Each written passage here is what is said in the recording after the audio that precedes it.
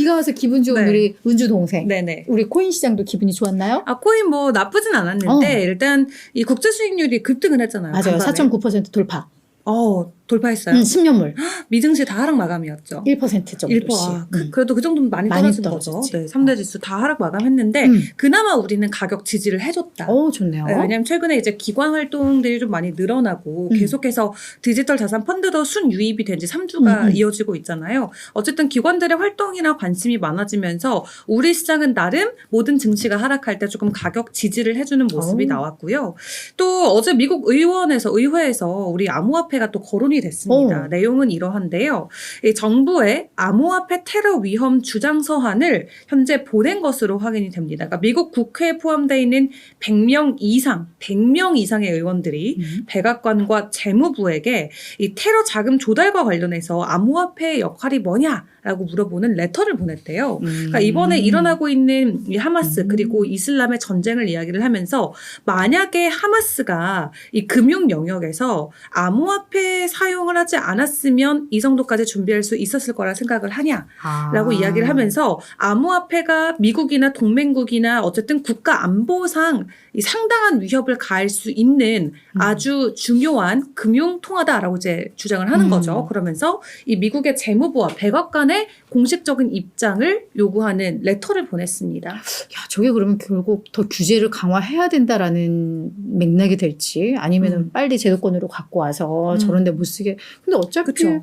암호화폐는 다 이게 기명? 그러니까 무기명이죠. 무기명. 그렇다 보니까 아예 차단하지 않는 이상은 그죠? 네. 근데 이게 어쨌든 국가 안보를 놓고 봤을 때도 암호화폐가 너무 중요한 역할을 하니까 지금 미국은 약간 암호화폐를 인정을 적극적으로 수용하기보다도 다른 국가들에 비해서는 규제를 맞아요. 조금 덜 하고 있는 편이거든요. 맞아요. 규제할 거다 할 거다만 하고 있는데 좀 아무래도 그런 것들을 촉진하기 위해서 암호화폐가 이렇게 중요하다. 특히 국가 안보 면에서도 이 암호화폐를 통해서 테러가 일어날 수도 있는 거고 혹은 국가적으로 방어를 할 수도 있는 거기 때문에 빨리 이거를 상용화를 하고 촉진을 하고 법을 만들자. 오히려 중요성이 의미로. 더 부각이 되는 네. 뭐 그런 관점의 이슈구나. 그죠? 네, 그런 소식들이 전해졌습니다. 알겠습니다.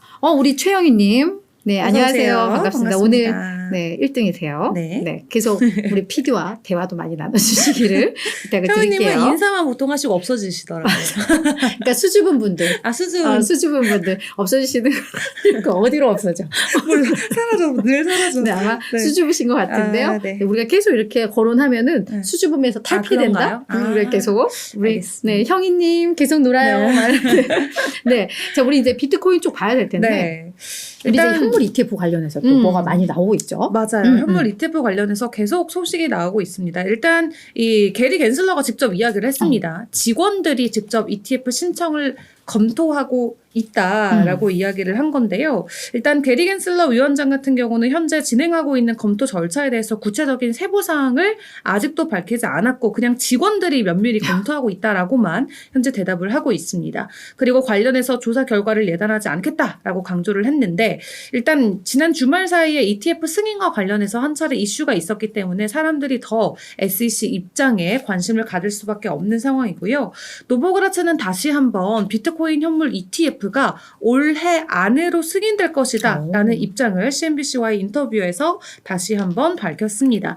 내년 1월 달에 뭐 승인이 90%라는 입장까지 확인을 했는데 일단 노보그라츠 같은 경우는 이번 연도 안에 갤럭시 디지털 CEO도 지금 비트코인 ETF를 신청한 기업의 대표거든요.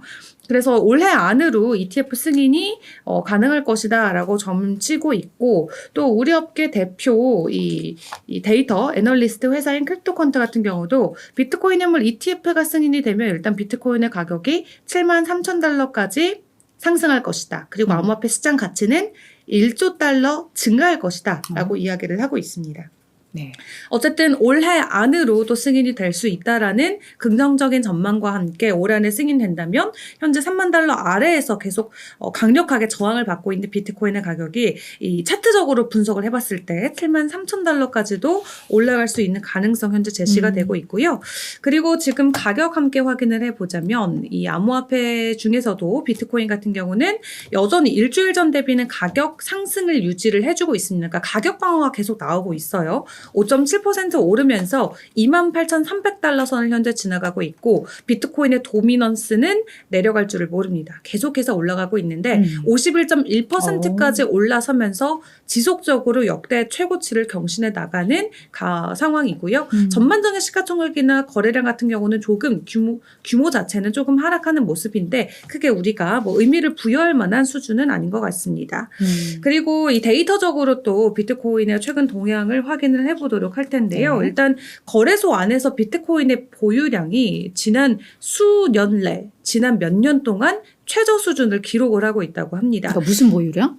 거래소 안에 비트코인 보유량. 그러니까 비트코인이 거래소에 없다라는 거죠. 누군가의 지갑으로 다 들어가 있다라는 건데 장기 홀더들이 비트코인의 가격 강세를 베팅을 하고 현재 거래소에 보내고 있지 않음을 시사를 하는 거기 때문에 가격에는 긍정적인 포인트고요. 또 차트적으로 봤을 때도 굉장히 좋은 강력한 지지선이 나타났다라고 하는데 차트적으로 봤을 때도 긍정적인 부분들이 나오고 있는 겁니다. 지금 이동평균의 비트코인 가격이 부합을 하면서 지금 200주랑 그 다음에 지금 200주 이평선 사이에 이 비트코인의 가격이 자리매김을 하고 있는데요. 여기에서 계속해서 지지를 해주고 있기 때문에 이 차트적인 관점으로 봤을 때 일단 26,900달러가 지금 시장에서는 지지선으로 작용이 되고 있고 28,277달러까지의 가격 상승이 이 앞으로 다음번 지지선으로 작용이 된다면 이제 그 구간을 바탕으로 해서 31,000달러까지의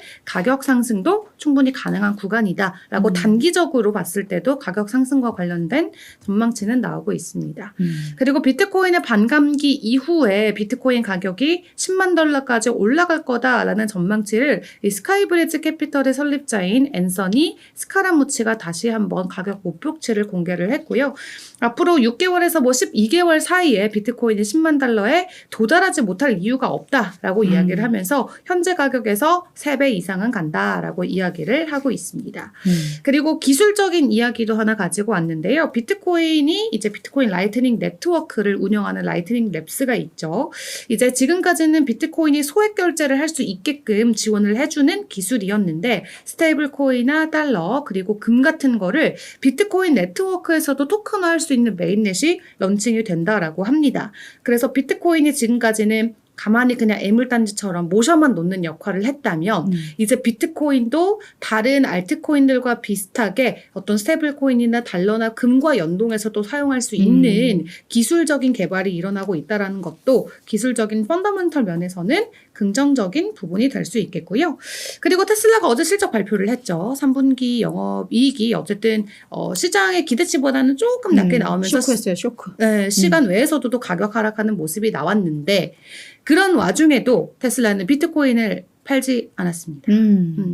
그래서 본인들이 돈이 없다고는 할 수는 없겠지만 어쨌든 실적이 좋지 못하는 상황에서도 비트코인 보유량은 지속적으로 유지를 하고 있다. 지난해 2분기 이후로 지금 비트코인을 한번 그때 매수하고 나서 지금까지 1년 넘게 아예 팔지도 않고 사지도 않고 그냥 아무 행동을 취하고 있지 않아요. 그런 거 보면 일론 머스크가 감이 좋은 거야. 그러니까 손실이 그런가? 그만큼 덜 하잖아. 그러니까 잘 판 거야. 테슬라 주주들 입장에서는 그때 뭐 비트코인 팔고 있을 때 안 판다고 해놓고 저는 또 뒤에 가서 또 팔았네 맞아요. 하면서 욕은 먹었지만 결국은 실적에도 도움이 된 거야. 그러게요. 그죠? 어쨌든 난 놈이야, 난 놈. 그러니까 일론 머스크의 빅픽처 네까지 확인을 해봤습니다. 네. 자, 우리 지금 알렉산드 님도 와주셨어요. 어서 오세요. 오늘 아침부터 주식도 그냥 우르르 오셔서. 내려가고 있다. 막 이렇게 얘기를 해주셨는데, 뭐 또, 올라가겠죠. 네, 올라갈 거예요. 네, 우리 뭐 일일비 하지 말자고요. 근데 비가 너무 많아. 일일비에서, 그죠? 좀 올라줘. 이제 올라올 때가 됐는데, 이제 뭔가 임박하고 있는 느낌은 계속 나는데. 그러게요. 이게 뭔가 좀 한 방이 없네요. 좀 기다려 보자고요.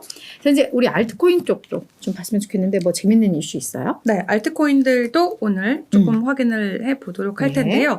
일단 이더리움 같은 경우는 고래 전체 공급량 중에 32%가 고래들의 보유 물량이라고 합니다. 2016년 이후에 최고치인데 지금 비트코인 같은 경우는 뭐 고래 비중이 뭐 70%를 넘어가네 뭐 이런 지금 데이터가 찍히고 있잖아요. 근데 그에 비해서 이더리움은 낮은 편이긴 하지만 우리가 한 가지의 자산을 놓고 생각했을 때 이 32%가 대주주로부터 온다라는 게 코인 쪽에서는 상당한 좀 중앙화되는 모습으로 좀 풀이해 볼 수 있겠는데 이더리움도 어쨌든 개인 투자자들, 그러니까 우리 같은 좀 개미들은 계속 팔아내면서 물량을 덜어내고 있고 고래들은 계속해서 축적을 하고 있는 모습이 나오고 있다고 합니다.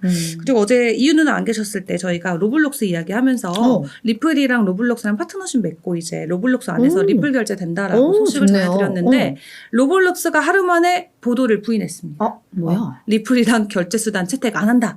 라는 보도가 나와서 다시 한번 저희 빠친코 시간에서도 정정하는 말씀드리도록 하겠고요. 일단 리플 측에서는 한다라고 말을 했고 로블록스는 안 한다라고 말을 해서 서로 현재 엇갈린 모습을 보이고 있습니다. 근데 결과적으로는 일단은 이 어제 리플 커뮤니티에서는 이 로블록스 인기가 상당하잖아요. 미국에서. 네, 맞아요. 그래서 그런 인기를 고려할 때 리플을 수용해준다는 뉴스가 되게 호재로 작용이 됐었는데 하루 만에 이 번복되는 뉴스가 나오면서 일단은 최종적으로는 로블록스 안에서 리플 결제는 안 된다로 상황을 정리해야 될 것 같고요. 추가적으로 또 업데이트 되는 소식이 있으면 제가 챙겨서 가지고 오도록 하겠습니다. 네.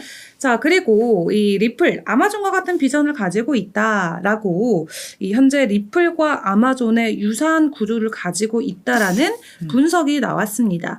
이분이 지금 유명 암호화폐 전문가로 불리는 제이슨 프리드먼인데요. 네.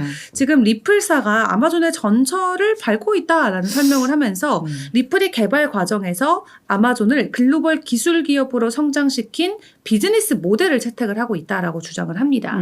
이 리플의 CEO인 브래드 갈링하우스 그리고 아마존의 CEO인 제프 베조스가 회사 초기 단계에서 보여줬던 비전이 유사하다라고 말을 하는 건데요. 이 두 CEO의 비전은 당장의 수익보다는 장기적인 확장에 초점을 맞추고 있다라고 언급을 하는 거죠. 그래서 프리드먼은 수익보다는 장기적인 비전을 중요하게 하는 베조스의 인터뷰를 인용을 하면서 이 같은 비전이 아마존이 세계에서 가장 빨리 성장하고 성공한 기업 중 하나로 만들도록 이끌었는데 리플도 비슷한 모습을 보이고 있기 때문에 뭐 세계적인 기업이 되겠다라고 긍정적으로 이야기를 한 것 같아요.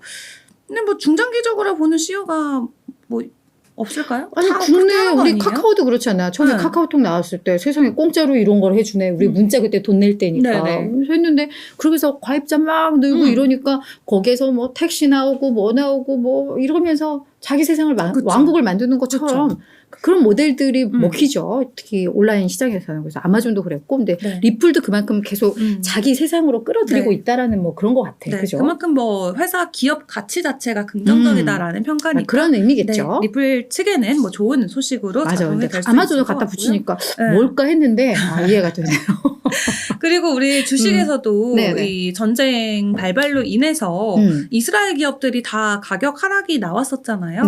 이 암호화폐 시장에도 이스라엘 기업이 발행하는 코인들이 있습니다. 근데 이제 그 코인들도 가격 하락을 보여주고 있는데 대표적으로 국내에 상장된 오브스라는 코인이 있어요. 그래서 이스라엘 그리고 이 팔레스타인 전쟁으로 인해서 지금 오브스 같은 경우도 조금 급등락을 보여주고 있는 상황이라고 합니다.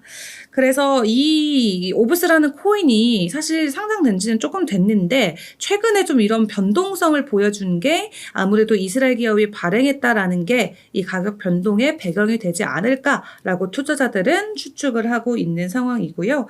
오브스 같은 경우는 지금 이 지불 수단으로 사용이 되고 있습니다. 그래서 뭐 트랜잭션의 속도나 보안을 개선하기 위해서 이미 지분 증명이라는 RPOS 방식을 채택을 해서 현재 이 프로젝트를 진행을 하고 있는데 최근 국내 투자자들 사이에서는 상승률 그리고 검색 순위 1위에 이름을 올리면서 업비트에서도 이 상승률 1위 그리고 빗썸에서도 인기 검색어 1위에 이름을 올리기도 했습니다.